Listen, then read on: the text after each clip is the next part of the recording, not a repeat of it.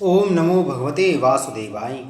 प्रिय भक्तगणों, आइए आज की कथा में हम श्रीमद् भागवत गीता की 16वें अध्याय की कथा सुनेंगे, जिसमें हम श्रवण करेंगे दैवी तथा आसुरी स्वभाव।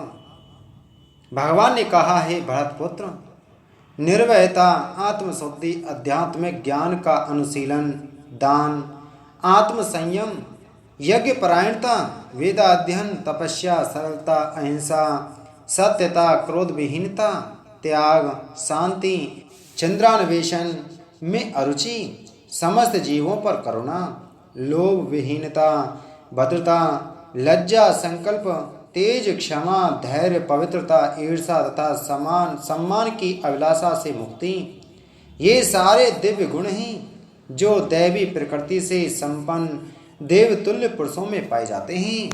हे प्रथापुत्र, दम, दर्प, अभिमान, क्रोध, कठोरता तथा अज्ञान, ये आसुरी स्वभाव वाले के गुण हैं।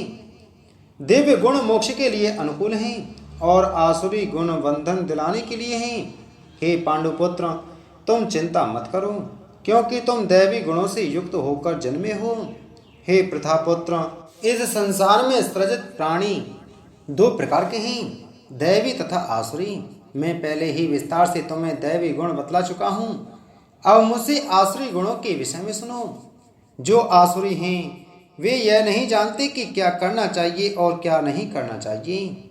उनमें ना तो पवित्रता, ना उचित आचरण और ना ही सत्य पाया जाता है। वे कहते हैं कि यह जगत मिथ्या है, इसका कोई आधार नहीं है और इसका नियमन किसी ईश्वर द्वारा नहीं होता। उनका कहना है कि यह कामेच्छा से उत्पन्न होता है और काम के अतिरिक्त कोई अन्य कारण नहीं है। ऐसे निष्कर्षों का अनुगमन करते हुए आसुरी लोग, जिन्होंने आत्मज्ञान खो दिया है और जो बुद्धिहीन हैं, ऐसे अनुपयोगी एवं भयावह कार्यों में प्रवृत्त होते हैं जो संसार का विनाश करने के लिए होता है।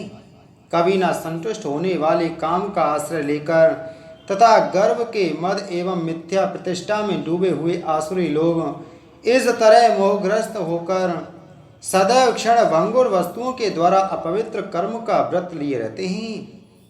उनका विश्वास है कि इंद्रियों की तुष्टि ही मानव सभ्यता की मूल आवश्यकता है।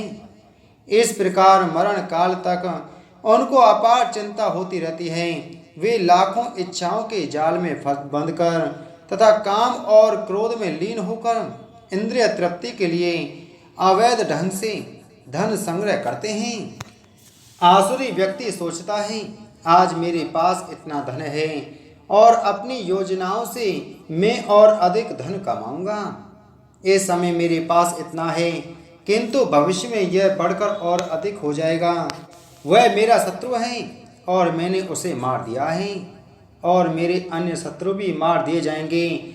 मैं सभी वस्तुओं का स्वामी हूँ, मैं भोक्ता हूँ, मैं सिद्ध, शक्तिमान तथा सुखी हूँ, मैं सबसे धनी व्यक्ति हूँ और मेरे आसपास मेरे कुलीन संबंधी हैं। कोई अन्य मेरे समान शक्तिमान तथा सुखी नहीं है।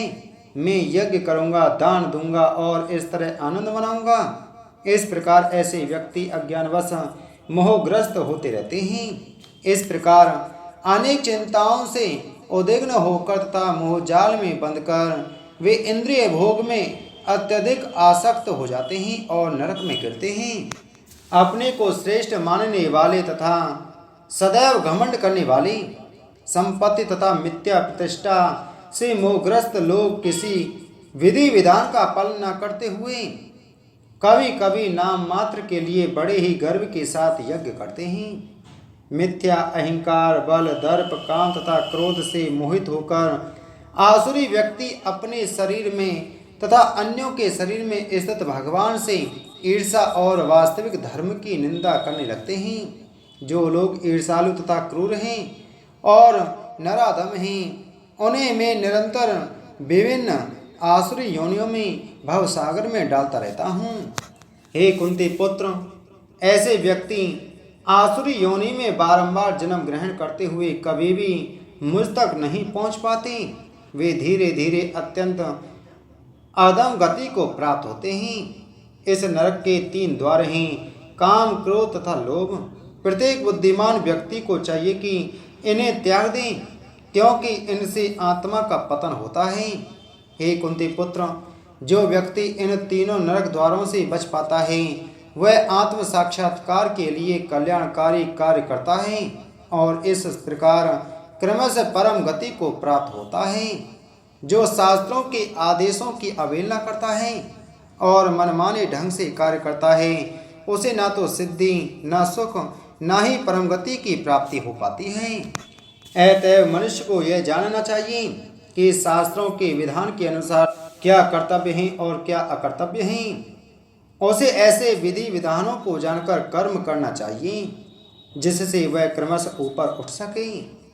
इस प्रकार श्रीमद् भागवत गीता के 16वें अध्याय देवी तथा आसुरी स्वभाव का भक्ति वेदांत तात्पर्य पूर्ण हुआ। बोलो श्री कृष्ण चंद्र भगवान की जय।